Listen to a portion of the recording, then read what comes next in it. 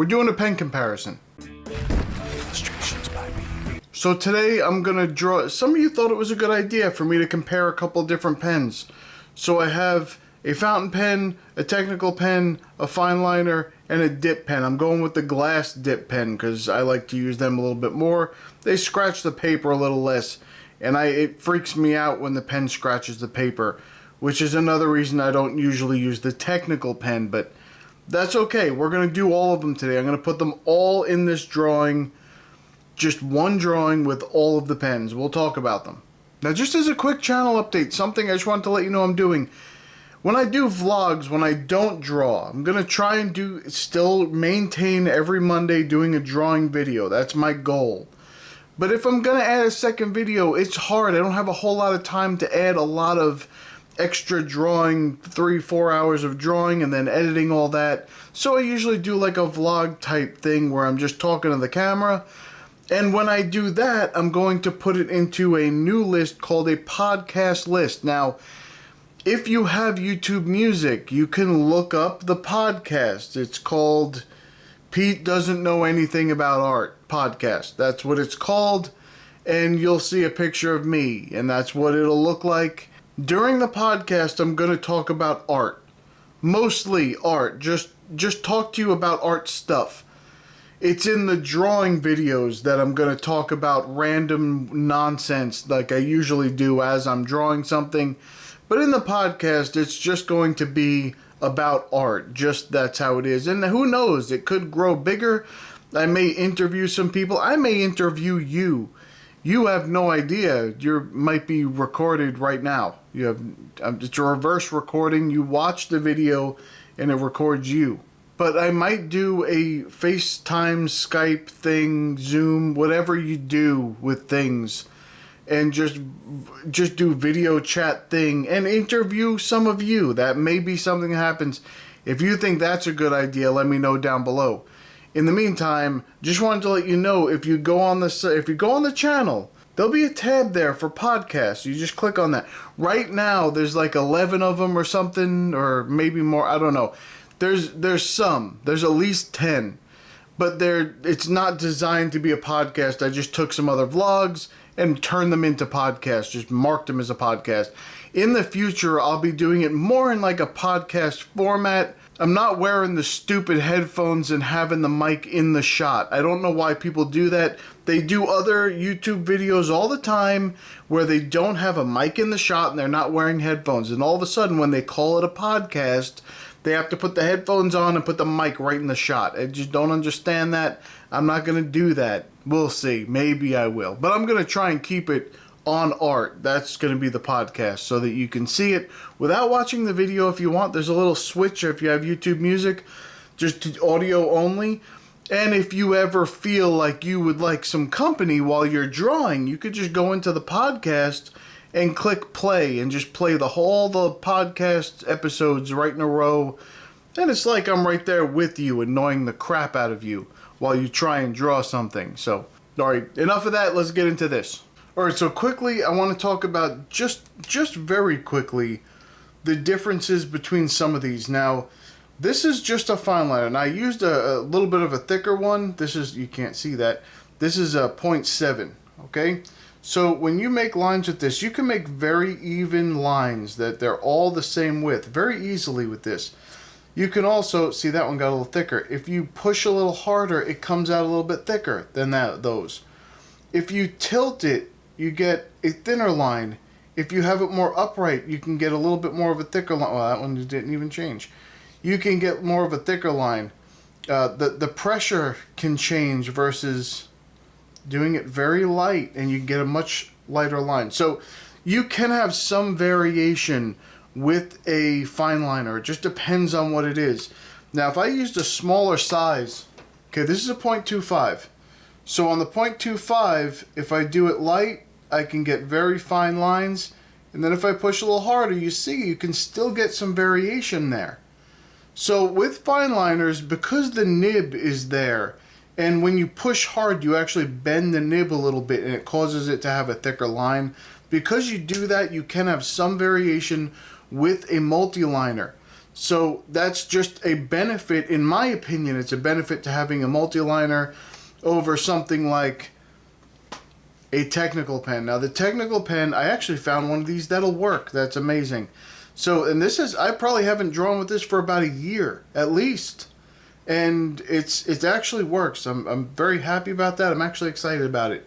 So anyway, this is the only one of the 3 that I have that does work, but at least it works. So with this, you're going to get, now there was a dot of ink on the end that kind of left there, but no matter what you do, you're going to get that same line. If you go on the side, you're going to get pretty much the same line as if you go flat, as if you go crooked, as if you push hard, as if you go very lightly. It's the same line all the way across. And that's a benefit, if you want to look at it that way, that's a benefit of a technical pen. So, now I'm not a big fan of the technical pen because here's the thing. There's a little mechanism on the end here, and it's just a hollow barrel with a needle inside that regulates the ink flow. So when you push very lightly and just barely get that needle moved, it's a very smooth writing experience. But when I have very heavy hands, so when I do it, it scratches the paper, and I don't like that feeling.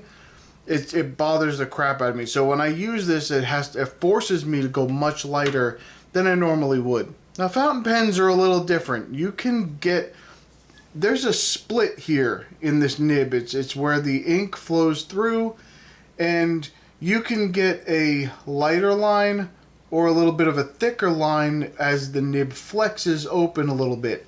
So that's possible. You can also get a different line by using the back. It's usually a very thin line when you use the back of the nib. And pushing harder this way doesn't really change much because you're actually forcing it a little bit more closed. When you use it the normal way, you get a thicker line, and then when you push harder, you can get a fatter line because the nib flexes a little bit. So there's some variation in this too. The thing that I like about these is you can draw on such an angle that people can see what you're drawing. It doesn't, especially in these videos, I don't have to hold it like this. I can just lay it down on the side and just draw however I want to draw. It feels a little bit more natural that way as well. Now for the dip pen, you can use any ink for the dip pen, but one thing that I love to use is the Liquitex, is this here, let me slide over here so you can see it. So the Liquitex acrylic ink, this is what I really love to use for these dip pens. It just works very well. So I'm going to use a black here because I just got it and I haven't used it yet. I haven't even tried to see how it is. But when you use a dip pen, it's relatively, well, it would help if I actually dip it in the ink, I guess, a little bit more. So it's a little bit, it might not work at all. How about that? So it's a little bit more of a steady line. I can push hard. It doesn't really change much. I can go on the side a little bit more. It doesn't really change much, maybe a little bit. It's just, you can straight up and down, doesn't even write at all. Of course, I ran out of ink. So straight up and down, it doesn't really work. You have to get a little bit on the edge, and there, it had a big glob on it, and that's a disadvantage. Oh, you can barely see that.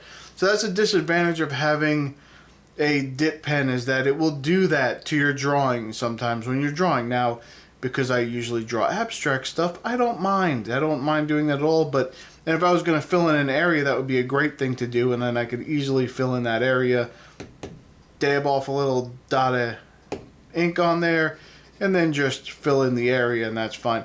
Now, the pen does, if you push, it does scrape the page a little bit. But if you write lightly, it really doesn't. It kind of glides on top, especially with the acrylic inks. It's not difficult at all. So those are some of the benefits of using each type of these. I'm going to zoom out and let's do a full-on drawing. Alright, so I'm going to use a hot press paper for this one. I figured I'd go with the Stonehenge Aqua Hot Press. It's a fair treatment for every pen possible. If you use a hot press, it's smooth surface, so it'll just react the normal way. And I just went ahead and started a little doodle and then just kept drawing and did this abstract piece. I kept switching back and forth. Towards the end, I did run out of ink in the technical pen and I wasn't going to refill it, so after a while you stopped seeing me go back to that. And really for the dip pen, all I did was some thicker spots, some thicker drawing areas, but it did the same thing. It did exactly what I needed it to do. And there are just benefits and disadvantages to both all of the pens that are here. I think my favorite thing to draw with is the fountain pen, because you can get the different line widths, and they're just fun to draw with because they have all different inks, and what you could put whatever you want in there and make it really colorful, really nice, and it's just, I enjoy them the most. So since we're doing an abstract drawing here, I just want to point out, I hate when artists do the whole, here's a bunch of stuff I wish I knew before I started art, and then they do something, they say something dumb right after that. It's probably a fun video to make, so I'm going to try and do that here. I'm going to just start with one thing, and one of the things that I wish I knew before I really got into things, before I invested money in things, is I wish I knew that the right way to use something before I bought it and tried to use it the way I was going to use it and then get frustrated that it didn't work the way I wanted to. So I think it's important to, when you buy just any kind of art supply, you use it the way that it was designed to be used, and then you also experiment. Once you figure that out, you also experiment with all the different ways it shouldn't be used, just in case you might like it that way. You could find a hidden use that you didn't even know was there. Let me give you an example.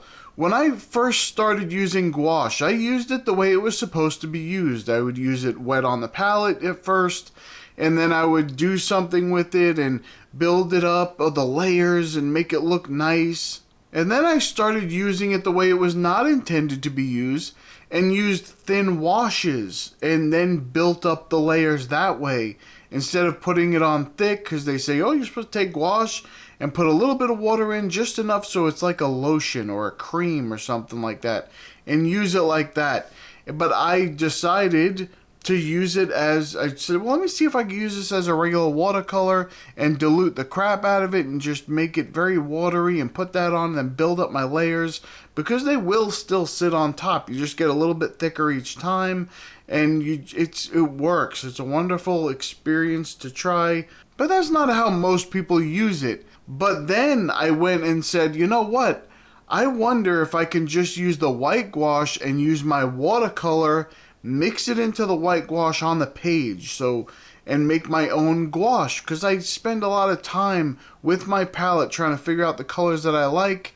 And so what I do now is I take black paper usually, and I'll put a thick layer of white down. It's dried in the pan, but I get enough on there so it's pretty thick.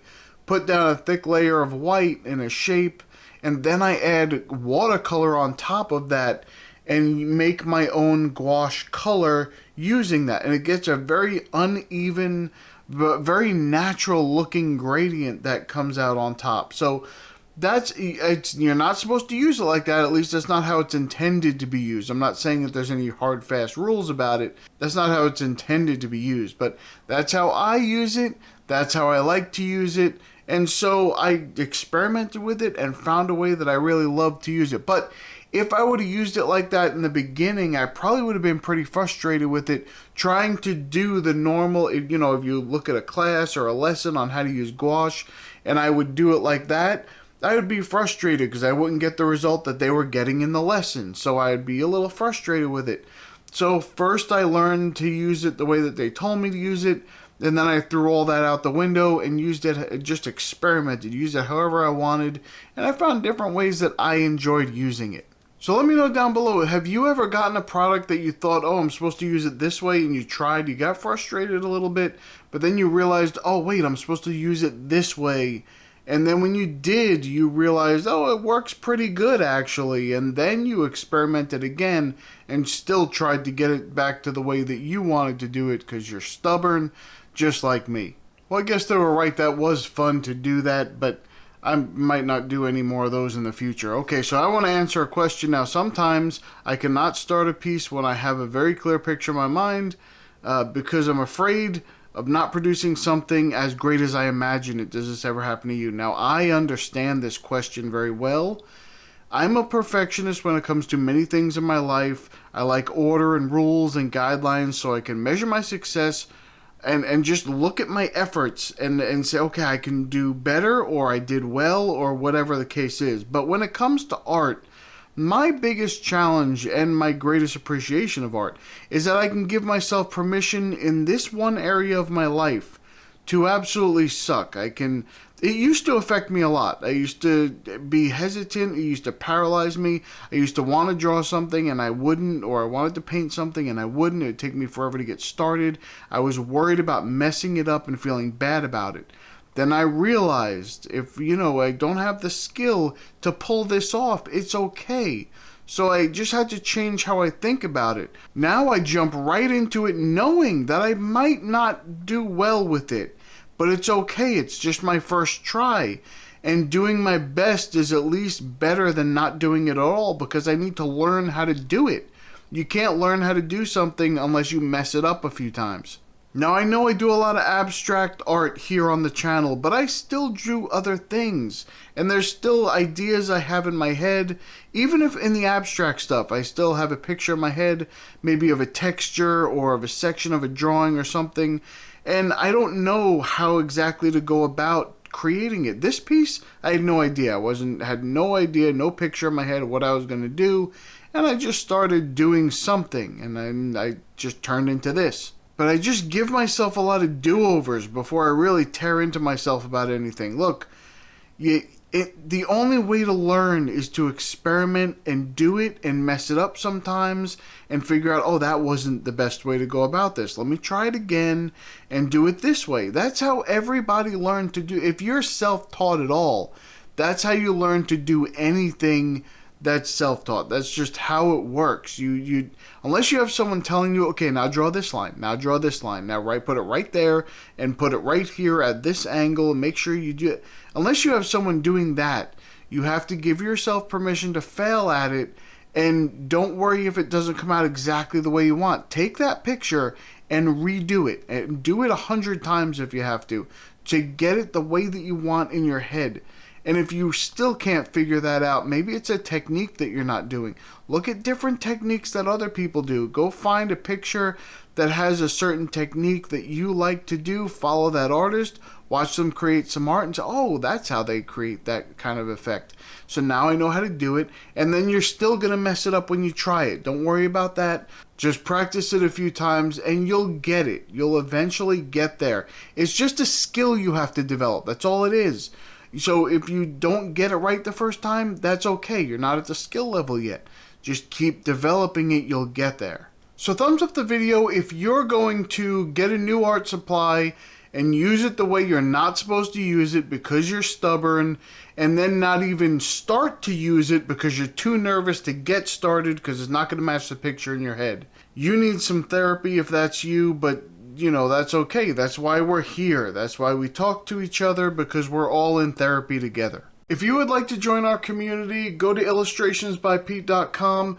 You can come in, you can put your own artwork on the site and promote it. You can find some inspiration in the free reference photos. You can just use them however you want in your artwork. You do not need to credit me. Or you can come into the forums and talk to some people and maybe give some advice and maybe find a little bit of information that helps you. So come check us out. All right, that's about it for me. I'm going to go. I'll see you in the next one.